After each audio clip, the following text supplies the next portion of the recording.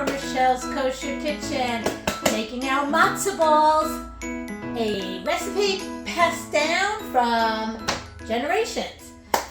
Simple ingredients: matzah meal, eggs. Now, here's where you have to go to the butcher, ask for chicken fat, melt it down, nice and soft, and club soda, non-flavored club soda. Crack your 4 eggs into your mixing bowl and take a half a cup of seltzer, plain seltzer. Add that into your eggs. Pinch of salt, a pinch of pepper. Give this a good mixing. Add in 1 cup of matzah meal and a half a cup of chicken fat softened. You can use margarine. Into the refrigerator for 1 hour. All right, our matzoh ball mixture has been in the refrigerator for 1 hour. A pot of water should be on your stove.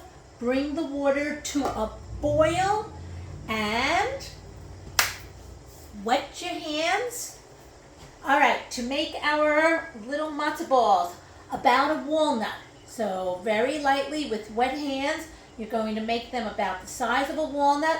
Place them in your boiling water. We just made 15 matzoh balls.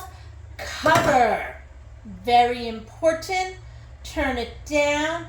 Set timer for 40 minutes. Do not lift that cover up. Matzoh balls are all done. All right, from Rochelle's Kosher Kitchen, soft, beautiful, delicious matzoh ball soup. Gosh, that is soft, delicious, unbelievable flavor. From Rochelle's Kosher Kitchen, enjoy your holiday. This is a fantastic matzoh ball. Matzoh balls, put them into a nice container, cover, and go ahead and freeze them.